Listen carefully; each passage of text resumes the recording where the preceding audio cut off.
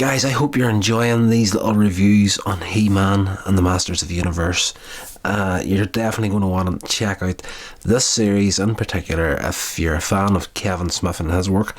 Right now he is, if you don't know, working on a new Masters of the Universe series for Netflix called Revelation, which is in production as we speak. So let's get into another episode of the original show, because this series is what the new series is following up, so you're going to want to check out this series if possible.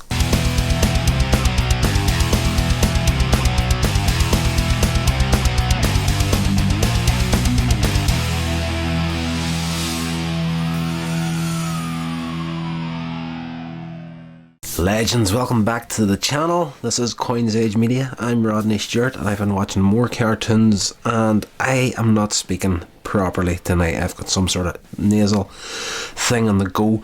Once again, this is a running problem with me at the minute, so please bear with me if some of my words come out a little bit strange, because I just have a little bit of trouble breathing at the minute. This episode is called Like Father, Like Daughter, and obviously this is going to delve into the relationship between Man-at-Arms and Teela. And in this episode, at the beginning, Teela and Man-at-Arms are working on a new device, which is basically a lasso, like a magical lasso, to try and capture villains with. And at the beginning of the episode, they're trying to work it out. They're using it on Argo. They think they're successful with it, and then he slips out of it, and that's not going to work if you're going to try and catch villains with it. So Man-at-Arms always inventing stuff, and in this episode you see Teela joining in and inventing things. We find out from the sorceress that Skeletor is up to his old tricks again. He's amassing a huge army at Stardaka Fortress, and she sends He-Man off to confront him there, see what's going on.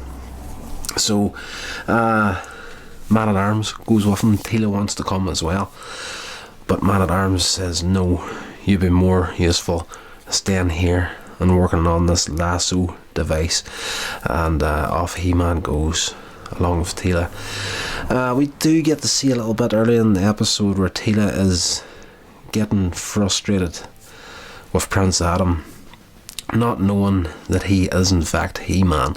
And it's like the whole Superman Clark Kent sort of a thing, like Prince Adam is pretty much useless at everything, and to everyone else around him, including his parents, it just seems that he has no interest in anything but having fun. As soon as something starts to kick off, he disappears off to do something, and just like he's wasting time, but he's actually going to change into the superhero version of himself, He-Man, to save the day. So we see that frustration not just with Teela but with his father, King Randor, as well. Teela comments, I wish he would show more interest in something other than just having fun. And the camera kind of comes in close to the king, and he's like, I really wish he would, sort of a thing. So we're getting into that aspect of the characters as well. We go to the fort, Stardaka Fortress, and Trapjaw is creating an army of robots called serpentoids, which are like big, massive two-headed serpent kind of robots. And this is the army that they're going to set in He-Man in this episode. The battle begins at the fortress. Not long into that, Man-at-Arms is taken by a giant pterodactyl. I hope that is the right name for it. It's like the big flying dinosaur things. Pterodactyls, I do believe, is a name for them. Beastman, of course, can control all animals, so he sends that out to get hold of Man-at-Arms, grabs hold of him, takes him into the fortress. That's the last we kind of see of him to close to the end of the episode. He-Man's left on his own. Well, him and Battle Cat are on their own, fighting off this army of robot serpentoids. And yes, as quick as He-Man can destroy these things, more of them keep coming out. They're just been mass produced from a machine by Trapjaw, and Beastman is in the background, kind of supervising the whole process. Skeletor doesn't even bother his ass to show up on the scene in this episode. He's controlling everything from Snake Mountain, basically. He-Man's fighting along with Battle Cat. Back at the palace, Teela manages to get the lasso device working, so she decides, well, you know what, if I'm finished this here, I can go and join my father and He-Man and help them. So off she goes, gets there, and this is a turning point in the episode for He-Man. The lasso machine, forgive me again, my words aren't coming out properly tonight.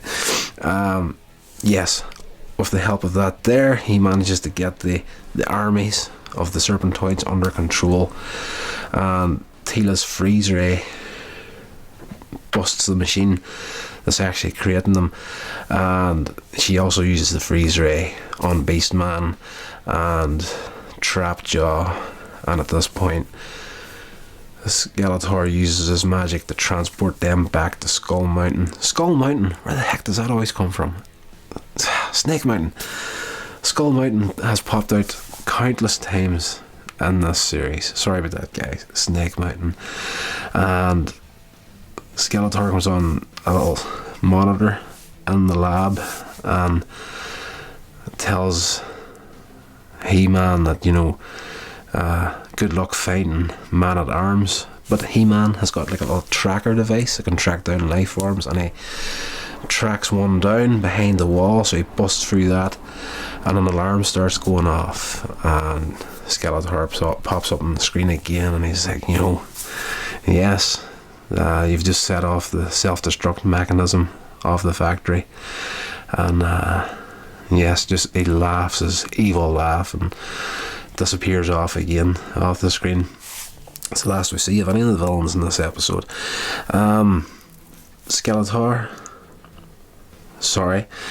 He-Man and Teela manage to rescue Duncan, and he gets hold of the self-destruct device, and he uses his super strength to chuck it up into the sky, and it explodes harmlessly in the atmosphere. That's pretty much it for this episode, short and sweet. The PSA at the end of it is Teela pops up on the screen, and she's like, in this episode my father gave me orders not to come with him, and I disobeyed his orders, and I was lucky in this episode. But in real life, if your parents sometimes tell you can't do something, it's for your own good most of the time. So do what you're told and respect your parents. They just want the best for you in life. And that's it for an hard little review on He-Man and the Masters of the Universe as far as episodes go in this series so far. And this one here probably wasn't one of the stronger ones in it. It was very enjoyable, had a good PSA at the end of it, and a good message to share through it. But yes, as far as story and it wasn't great, guys, but definitely I wouldn't say jump over any of these episodes. Again, as I said at the start of the series, this new series, Masters of the Universe Revelation, is going to be continuing on as a sequel to this original 83 series. So, you don't know what stories they're going to pull from for this new series. So, even though I said this was a weak episode, don't miss anything in it, because some aspect of this series could come back in Revelation. Maybe not, no one knows, but we'll find out when it comes, and when it does, I'm going to be reviewing the crap out of that. Guys, thank you so much for checking out the video. Please hit that subscription button, and don't forget to press that bell icon to be notified of future uploads. Please get into the description box below this video and check out my social media links down there, and check out all that good stuff, and I will see you in the next video.